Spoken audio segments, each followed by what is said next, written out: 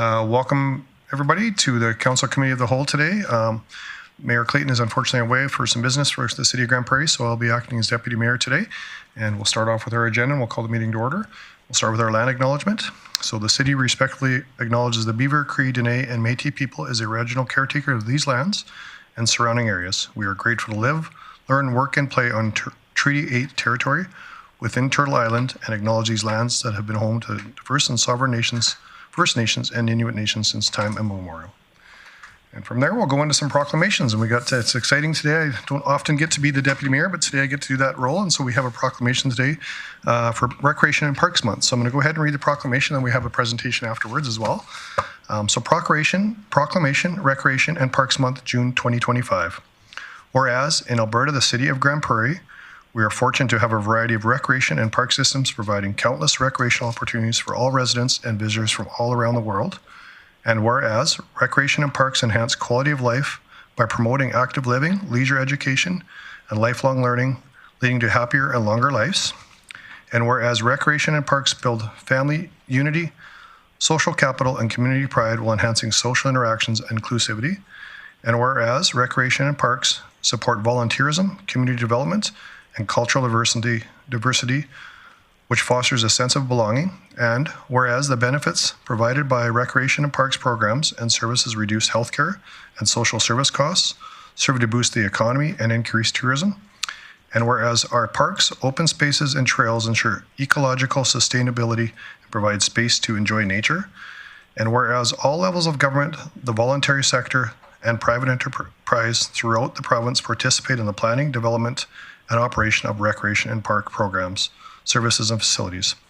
Now, therefore, I, Wade Plott, Deputy Mayor, in recognition of these benefits and values that recreation, parks, and leisure services provide, do hereby designate the month of June as Recreation and Park Months in the City of Grande Prairie and encourage all residents to recognize and celebrate the benefits derived year-round from quality recreation and parks resources in local, regional, and national levels.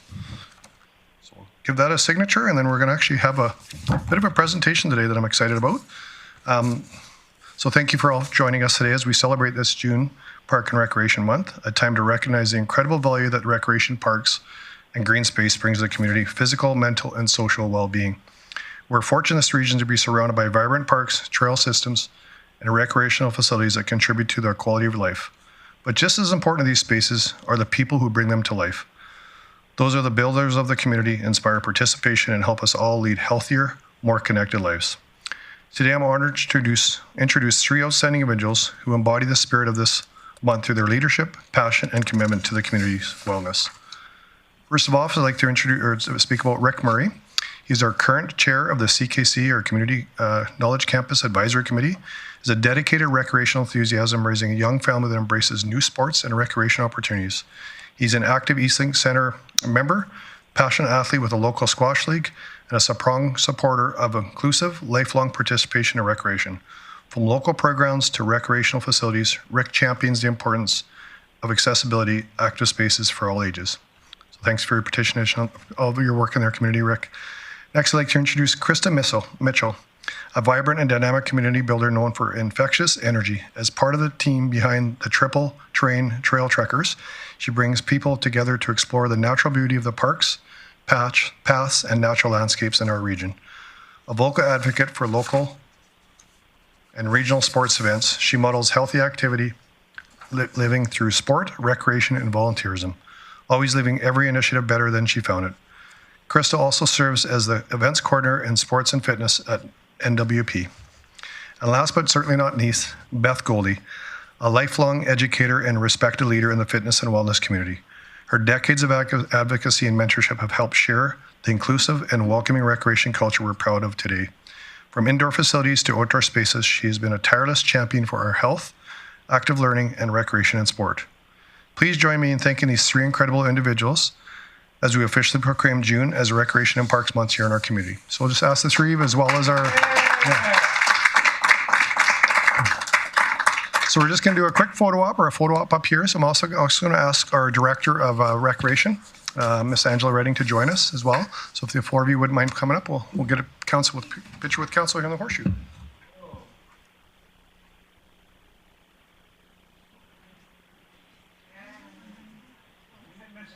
Do I?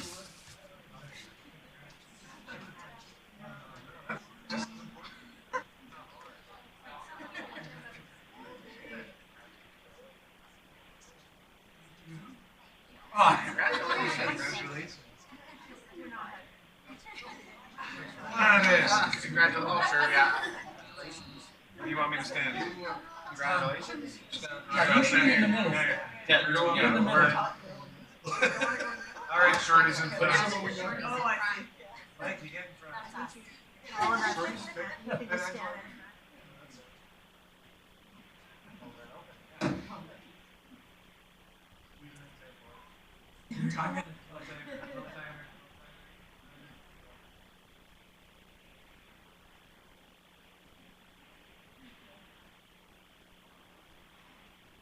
Common look at you.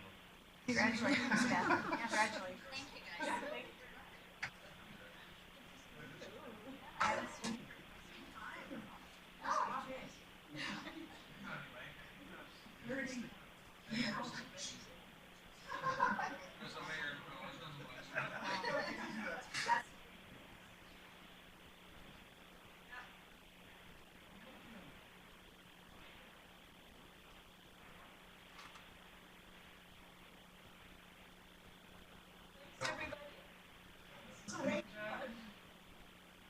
Oh, you do, and more. Are we in camera? Okay. Thanks for the pause on that. Always great to recognize some community leaders in our city. Next item on our agenda is actually looking to go in camera. So I'll just look for a motion for that. Councillor O'Connor, please. I'd like to, Sorry. It's actually Councillor Berg. If I was doing the proper job. All right. I would like to move in camera to discuss matters protected under sections 25, 23, and 24 of the FOIP Act. Thank you for that motion, Councillor Berg. Please vote. Mayor Clayton in favor. O'Connor in favor. Councillor Bressie.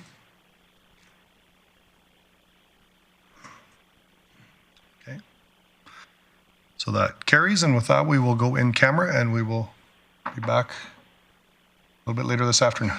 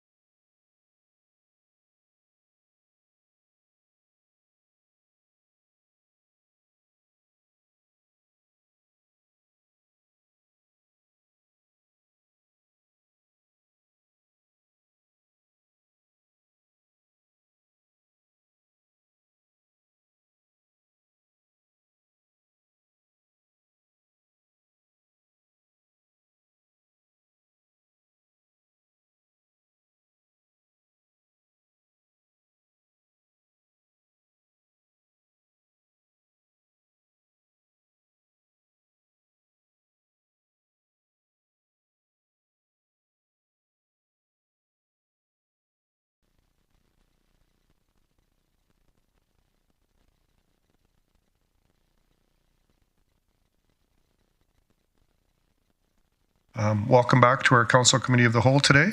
We'll get back to our reports and we'll go to item number 5.1 and we'll go to our advocacy priority updates, and I'll look to Ms. Pinnock to introduce, please. Thank you, Chair Palat. A couple of announcements since our last advocacy update. Our advocacy brochure has been finalized and posted on our website and sent out to council. We've also retained a government relations firm to help us support some of our strategic engagement on council's top advocacy priorities, and we'll be bringing updates to council regularly on that work. Since the last update, we've had a cabinet shuffle. One of the most notable changes is Minister Williams is now Minister of Municipal Affairs. There's a number of changes to the cabinet policy committees, and the link is in the update.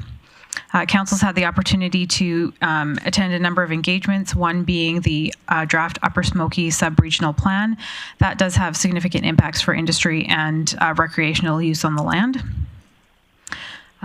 Council also had the opportunity to provide an update to the UCP caucus, focusing in specifically on a couple of advocacy items, including Northwestern Polytechnic support, electricity distribution, and being able to provide an update on the Grande Prairie police transition.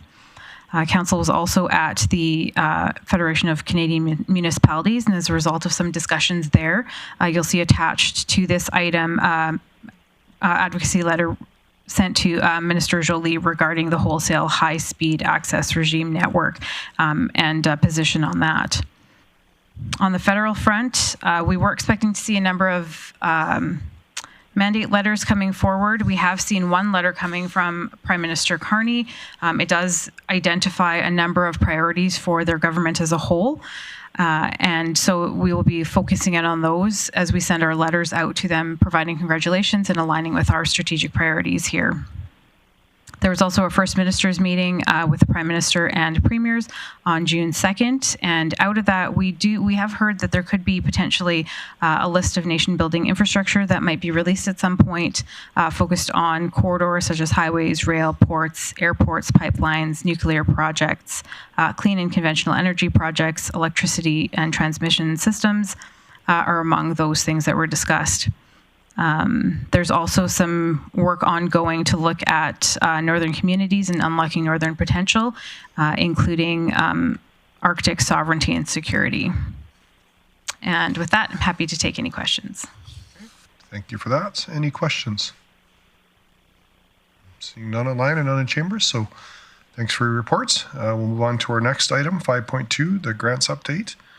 And back to Ms. Pinnock, looks like that one. Thank you, Chair Palat. We do still have a couple of grants outstanding from the 21 that we had reported to council at the beginning of the year.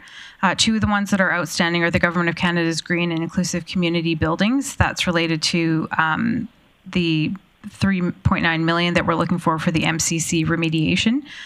And also FCM's local leadership for climate adaptation, looking for just over $100,000 for their climate adaptation plan. That one we're eagerly awaiting word on because having a climate adaptation plan will be important for future grant applications. So once we have that in place, it will be an asset to the city. So we're hoping to be successful in that. We do have a couple that we just heard are conditionally approved. So we'll be able to provide some updates to council at the next round. I did include in there the ones that we were unsuccessful. We have talked about those previously, but since the last update, we have had a chance for our staff to meet with the Housing Accelerator Fund staff post-election, and they did provide some high-level feedback on our grant application, but essentially what they had said was the program was oversubscribed. We do know that there could be some discussions about future half funding, but no other information is available at this time. We are working on a couple of new and ongoing applications in partnership with other departments and externally. We have one with the county. The Freya Regional Fire Smart Coordinator position was put forward. That's to look at a Fire Smart Coordinator for the next 2 years. The position would be located in the county, and project outcomes will be distributed across different municipalities, including the city. And our grant coordinator did also work with the 55 North Community Center. They're looking at the community facility enhancement grant for Large Stream, requesting $1 million for some upcoming renovations. And then there's a couple of other grant programs that have come available that we are working with departments to get grant applications together or to share those with community groups if we're not eligible to apply. And with that, I'm happy to take any questions. Okay, thanks again for your report. I'll look online around council chambers. See no hands going up yet again, so thanks again for your reports, and we'll move on to our next item on the agreement, or on our agenda, or 5.3, our scores agreement. And I'll look for Ms. Bieberdorf to introduce, please. Thank you, Chair Palat. The scores agreement was most recently updated in 2015. We have a number of updates and consolidation with decades of collaboration between the city, school divisions, and Northwestern Polytechnic to support shared use of educational, recreational, and cultural facilities. The agreement includes 2 formal committees, a standing committee for strategic direction, and a technical advisory committee for operational, implementation, and coordination. All parties retain first priority for their own facilities while ensuring fair and cost-effective access to others, supporting broad community benefit and program delivery. The city acts as a central booking agent for all facilities except for Northwestern Polytechnic and has updated booking priorities, maintenance responsibilities, and user guidelines that reduce conflict and increase efficiency. The agreement supports council's strategic priorities of enhancing quality of life, driving operational efficiencies, and fostering strong partnerships and maximizing return on public infrastructure investment. Administration is recommending that council approve the updated scores agreement in principle and authorize execution subject to review by the city manager and city solicitor. Okay, thanks for that introduction. I'll look to my colleagues for questions. Councillor Blackmore. I'd be prepared to do business. Okay, just any rounds of questions at all? I just had one, if you don't mind, before we do that. I'm just curious, Ms. Bieberdorf, I get asked this quite often as lots of our court sport facilities are full and lots of these groups are growing. How do we prioritize if badminton needs more fields versus volleyball versus basketball? Like how does that work out in that scenario as these clubs continue to grow? Thank you for the question. So we take all of the applications for bookings and rentals typically in June. We receive all the school bookings first, and then we put the user groups in after that. When we have new groups coming in, we look to align them with facilities that are of appropriate size. Badminton, for example, might need a higher ceiling. So we work with the groups that don't need the larger facilities and try to relocate them to smaller schools or elementary schools, and so that we can accommodate some of the newer groups that need larger spaces and bigger gyms. Okay, totally makes sense. Just curious on that, would we have kind of an idea of what the utilization, I guess, rate of the scores agreement is? And is it pretty much 100% prescribed, or is it? Thank you for the question. So we have roughly 5,500 hours of community use in school gyms, and then school use of city facilities is about the same, around 5,500 hours of school use in city facilities. It's almost equal, yeah. That's a lot of hours. That's great to hear. Councillor O'Connor. What is the amount of hours that are available? Just so you've got 5,500 hours available, like use. So how much is available for use? Thank you for the question. I don't have the exact number. The schools do have first priority over their spaces, so sometimes they have them blocked off for, say, parent-teacher interviews or things like that. So we don't actually calculate out what's left remaining because it fluctuates so much, but I could certainly pull the data to give you an idea. Most of the school gyms are used after 6 p.m. Until 9 or 10 p.m. at night, and most are fairly full. Thank you. Okay, we'll go back to Councillor Blackmore for business arising then. Okay, I move that this committee recommend council approve the updated standing committee on Recreation and Education Services, also known as the SCORES Agreement, in principle, and in direct administration to execute the agreement containing terms and conditions satisfactory to the city manager and city solicitor. And in speaking to this, it has been several years since the SCORES Agreement has been rewritten or renegotiated.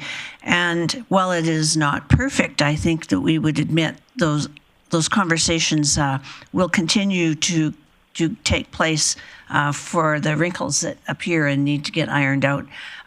In the meantime, it's a really good program because it allows us access as the public to schools when they may not be in use, and also allows schools access to city properties.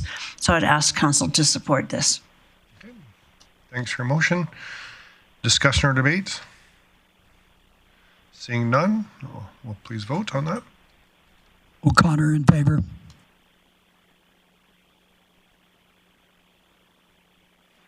And that carries.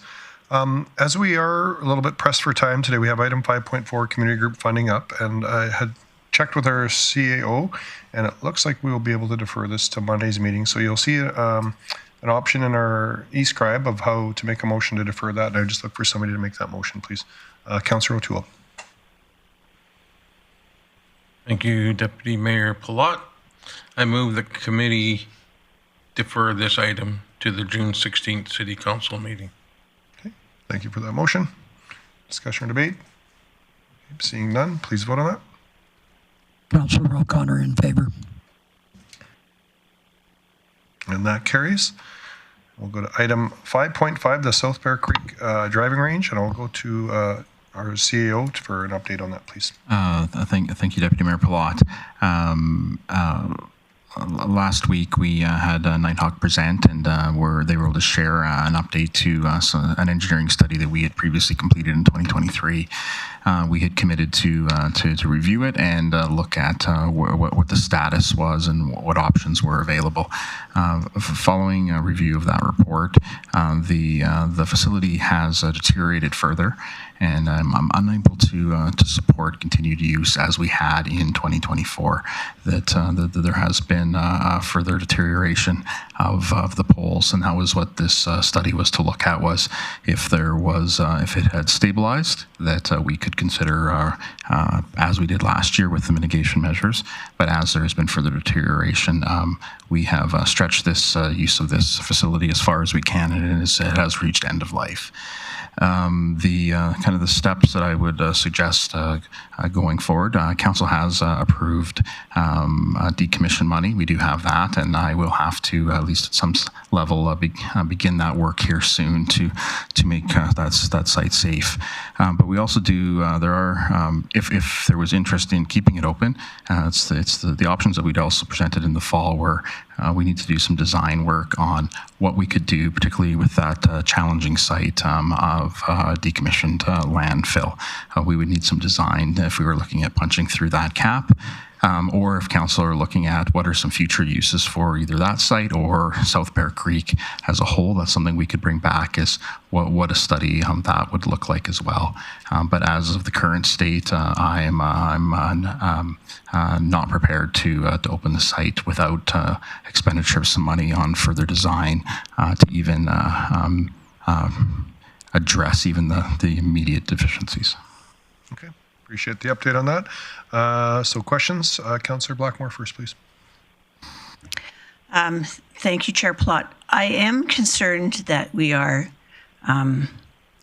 closing a site that provides significant recreation to an economic group of people who don't have a lot of options about where they go to do things, and are eager to take advantage of any affordable options out there.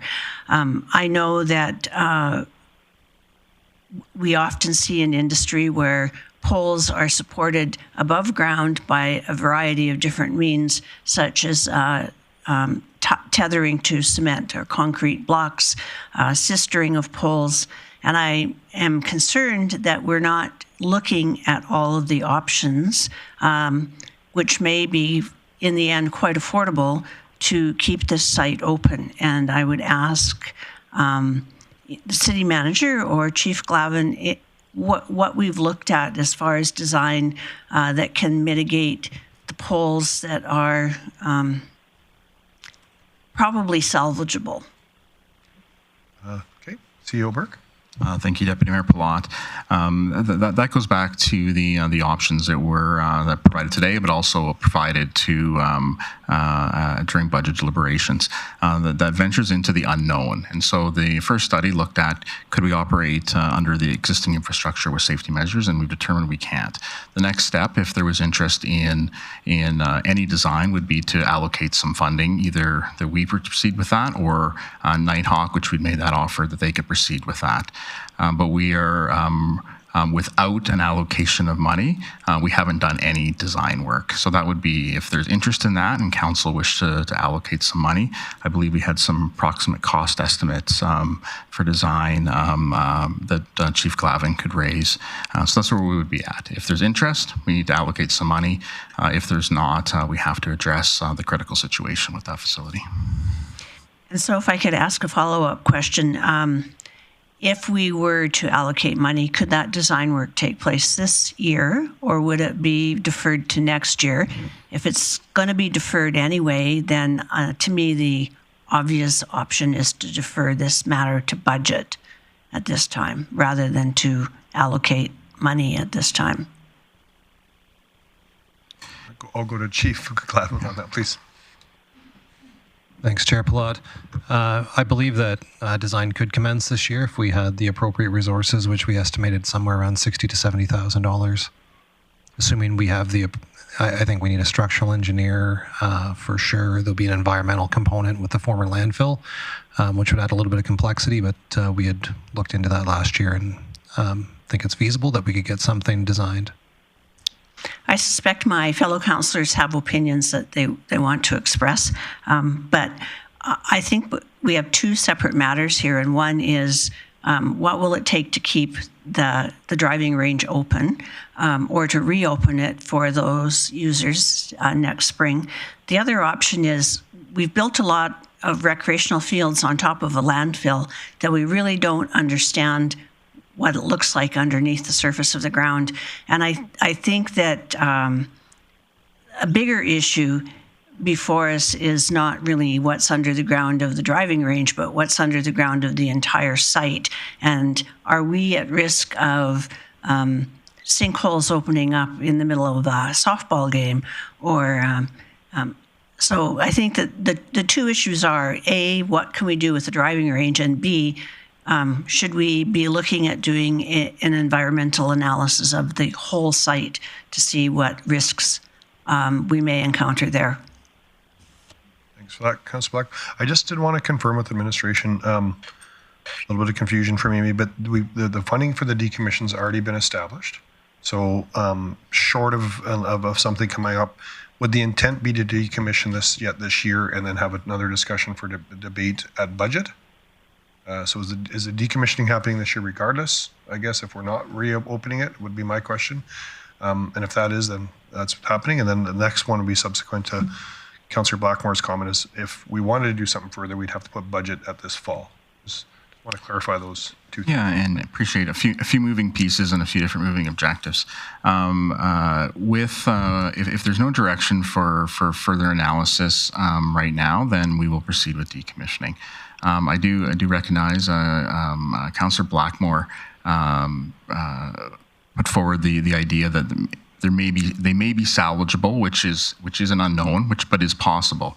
So if there was interest in looking at what would it take to make it salvageable, whether that was sistering or above ground concrete and tethering. We would want to know that soon because we would hold off on the decommissioning if there was funding allocated to do that work. So I guess it's if it was just want to look at the whole site as a whole and not necessarily look at salvaging, then we would decommission and then it could be deferred to budget. If there's any interest in exploring salvaging, then allocating that money now would be my recommendation. Okay, well, thanks for the clarification on that. I'll go to Councillor O'Connor next, please. Thank you, Deputy Mayor Palat. I kind of like where Councillor Blackmore is going. However, I'm concerned that we've got an immediate safety issue. I don't know if we can come up with an engineering study that would be timely enough to look at sistering and do that. I would assume that you would at least take 2 months of the summer. So saying that, I'd rather see us decommission it, take a look at design for the whole site and make sure we come up with the right plan and look at that's something that I'd deferred to budget to see what it would take to look at the whole site and redesign it. Okay, thanks for that, Councillor O'Connor. Mayor Clayton.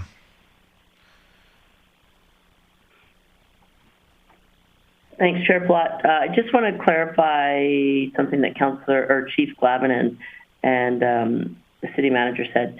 So approximately $60,000 to $70,000 to do an evaluation of the lands once decommissioned. So council, if they want to do an assessment of the existing space, they need to fund an approximately $70,000 additional sum of money on top of the money that's already been allocated for decommissioning. Is that what I heard correctly? Chief Glavin?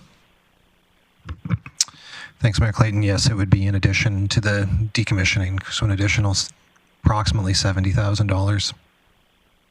And that would solely be for that site. It wouldn't include any other space. And where I'm going is similar to Councillor O'Connor in the sense of I'd rather see a larger plan. Is that the best use for that space? If the next council wants to expand camping, it's kind of like I talked at the standing committee level. We don't have let's call it for lack of a better word, a master plan for that area. We know that beach volleyball makes sense where it is, and obviously the diamonds are where they were.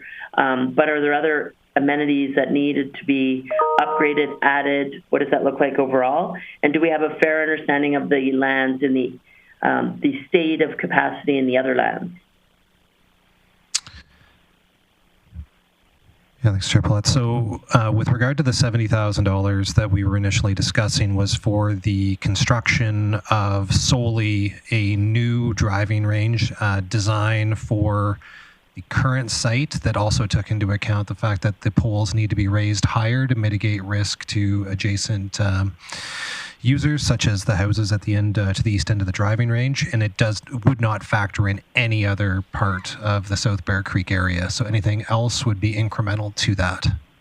And if we were going to be going to them to, I guess the question then becomes, are we going to the consultant to do two designs for us, one to see if it's possible to preserve what's there as step one, and then new construction as step two? Or are we wanting them to come back with, if we're going to get them to do the work, to do the whole thing and have the two options come back together, and then you're probably talking more than $70,000 at that point.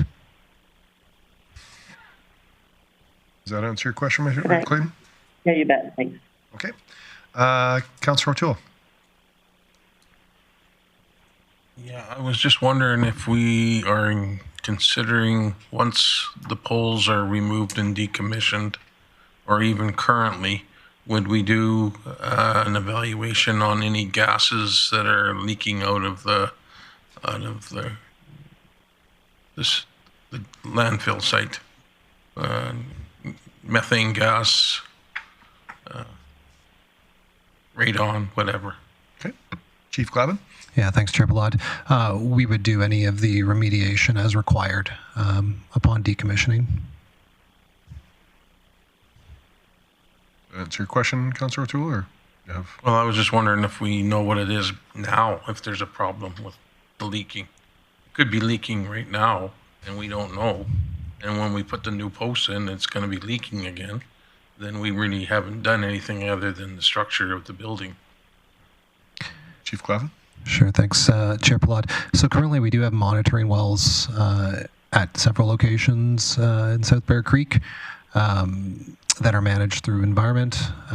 If any more are required, or if there was anything detected, we would, as I said, remediate those as required through that decommissioning. So if there was a concern raised, we would ensure that that's addressed through the decommissioning plan, whether that's adding to the cap or monitoring wells or whatever's necessary.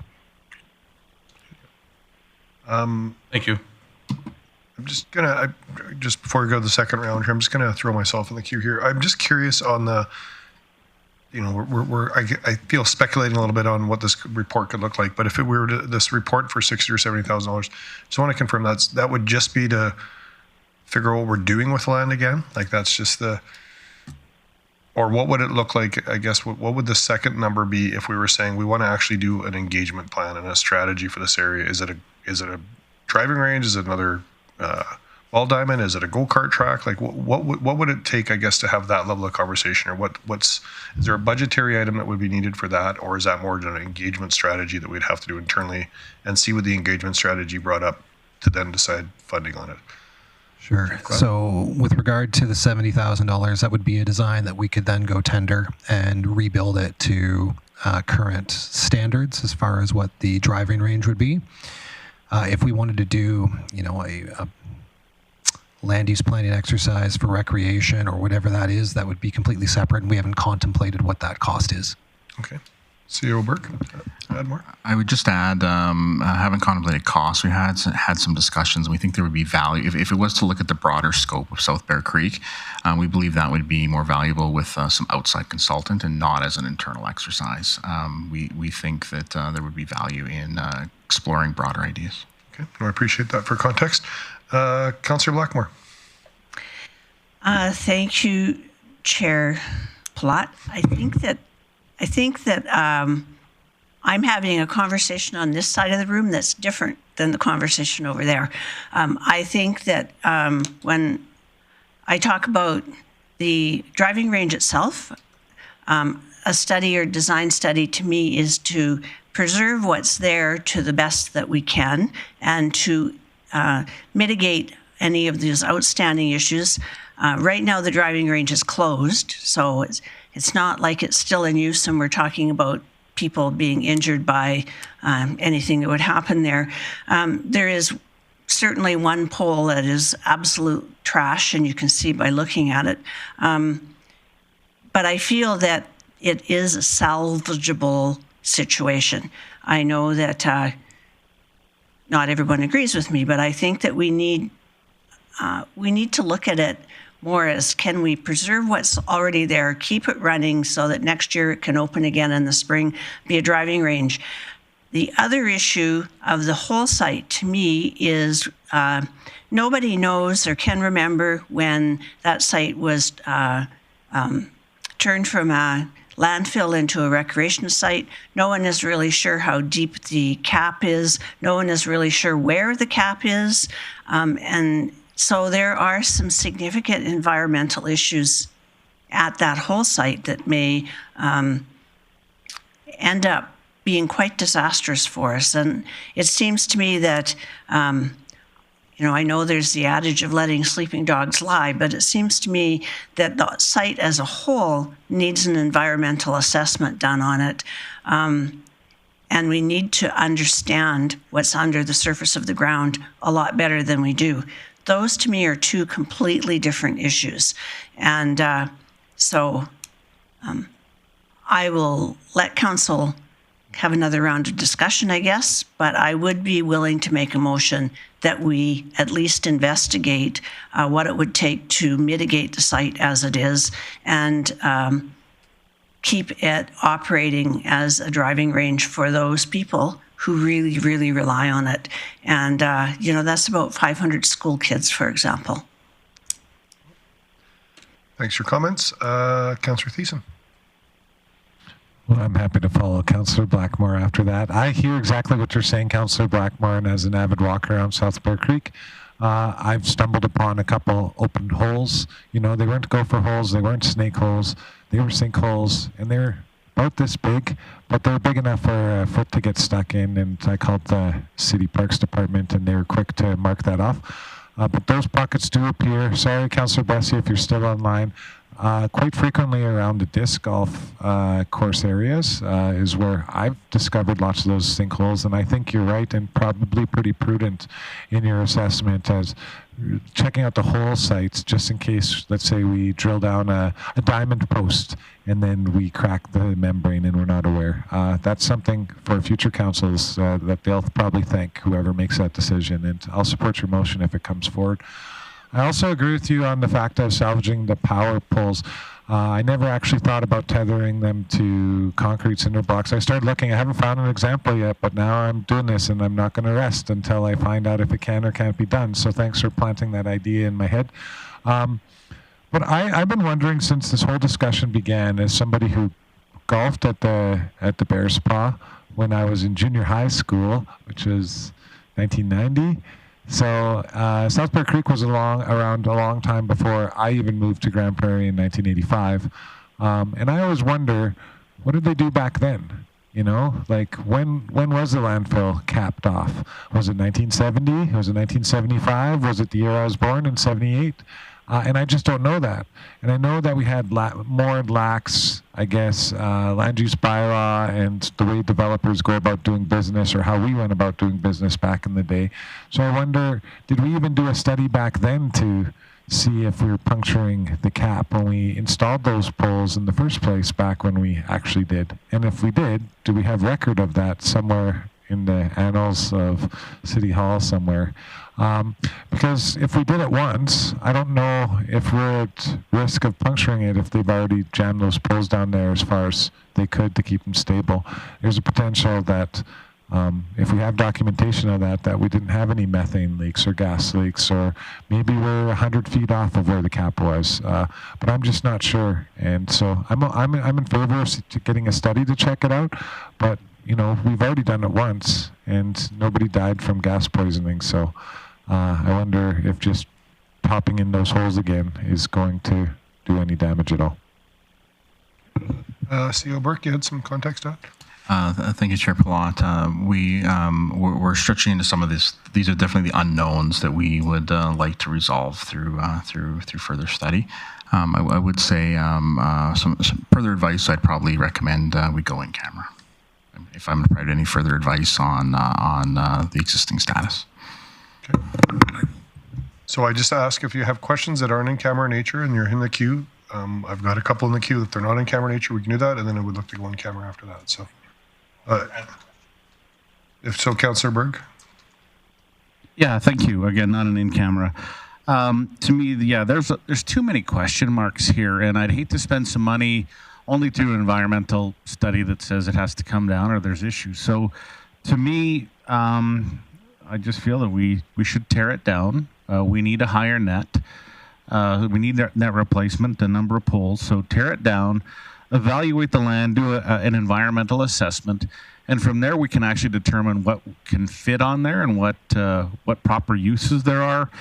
And once we find something suitable, well, then that's when we put something on that land. But I hate to invest or throw away money if it's not suitable, or we discover issues partway through that investment. So to me, tear it down, environmental assessment, find something that's suitable. Okay, I appreciate the comments. I just want to, before I go to Councillor O'Connor on the motion on camera, this is our last item in the agenda, so we wouldn't be coming back out of camera on this. We just, okay. Okay, so for those watching, we're about to make a motion to go in camera. Not sure if we're going to be coming back out of that or not. We'll go from there. Councillor O'Connor, please. I just have a comment before I go on camera to follow up with Councillor Berg has mentioned that because there are too many unknowns, I think an assessment should be done on the whole site. So I'm concerned that we're going to try and Band-Aid something together that is going to cause an issue. We need to deal with all the unknowns, and so I'd like to, I'll move that we go in camera. Okay, thank you for that motion. Councillor O'Connor in favor. Very good, in favor.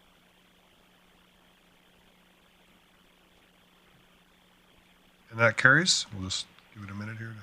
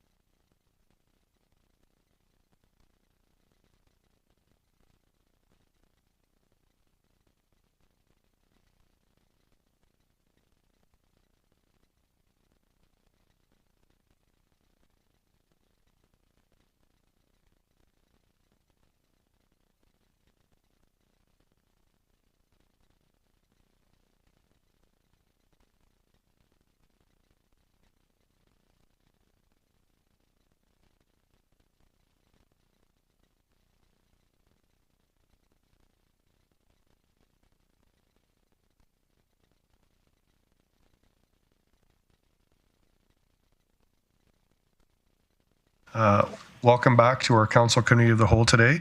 Thanks for your patience. As we were in camera, we're discussing our South Bear Creek driving range, and I will look for business arising, and I'll recognize Councillor Blackmore, please. Thank you, Councillor Palat. I would move that we ask administration to bring back a report of the Bear Creek driving range with design, the cost of design to rebuild. Actually, I could read it right here because I already said it once. The committee direct administration to bring back a report with cost estimates for the South Bear Creek driving range to maintain the current facility and or to rebuild it. Okay. Thank you for the motion. Any discussion or debate? If I could speak to the motion, I think that the driving range provides a very positive recreational possibility for people, particularly who don't have a lot of money to spend on recreation and like to use that site. Whether or not we continue with the driving range, I think we need to have more information before we can make that decision. And this motion is to simply bring that information forward. Okay, appreciate the motion. Any discussion or debate? Seeing none, please vote. O'Connor in favor. And that carries unanimously. And with that, we will adjourn our meeting. Thank you.